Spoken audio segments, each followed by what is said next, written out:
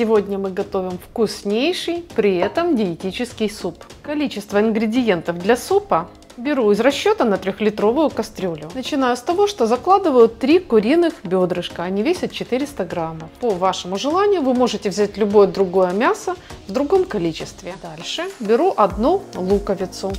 Просто мою ее и не чищу. Делаю крестообразный надрез, чтобы она лучше отдавала свои соки. И закладываю к мясу. Также понадобится половина 1 моркови. Эту половину я также надрезаю, чтобы морковь хорошо отдавала свои соки опять-таки. Дальше все ингредиенты заливаю водой.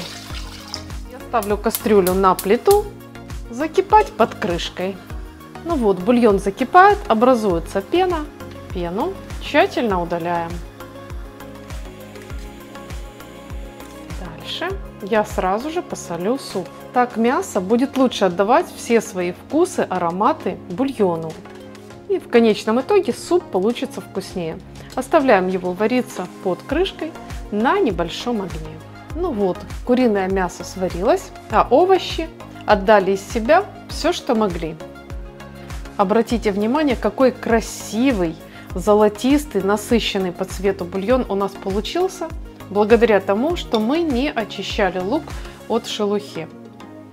Убираем отсюда овощи и мясо. Дальше мы добавим в суп ячневую крупу.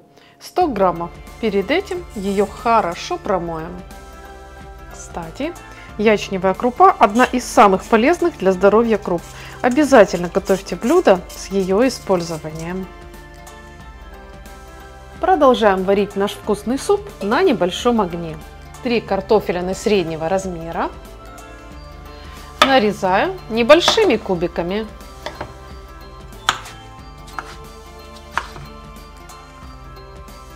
И высыпаю ее в суп.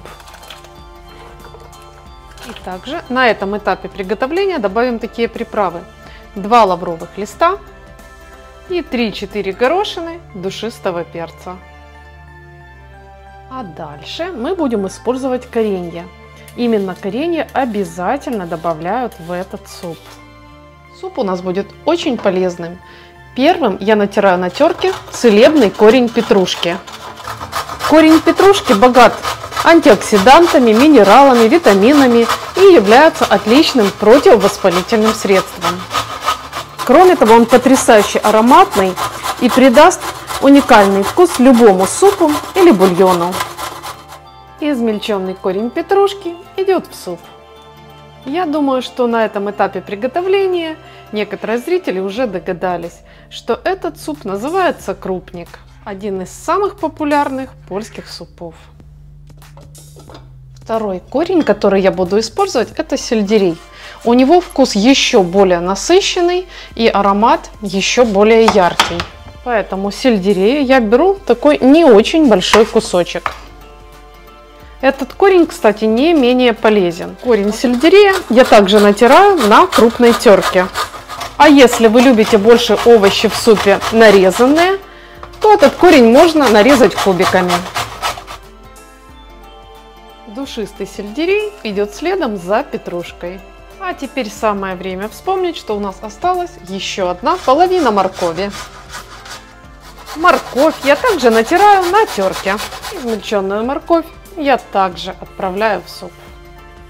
Дальше возвращаемся к отварному мясу. Его нужно разделать на небольшие кусочки. Такие вот волокна. Это очень удобно сделать при помощи вилки. Разделенное на волокна мясо, теперь уже без костей, отправляем в наш очень-очень вкусный суп. На этом этапе суп попробуем. Если нужно, то досолим его. Осталось буквально пара минут до того момента, когда все ингредиенты в супе сварятся. А мы в это время как раз нарежем витаминную зелень. Немного укропа или петрушки. Я сегодня использую укроп. Он очень хорошо подходит для крупника. Жаль, что нельзя передать, насколько аппетитно пахнет этот суп.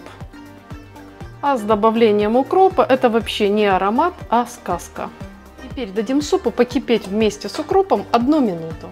Вкуснейший, диетический и полезный крупник готов.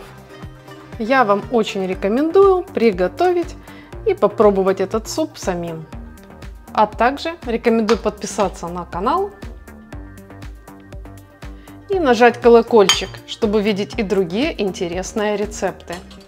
Если рецепт был вам интересен, ставьте лайк под видео. Напишите в комментариях, что вы думаете об этом рецепте.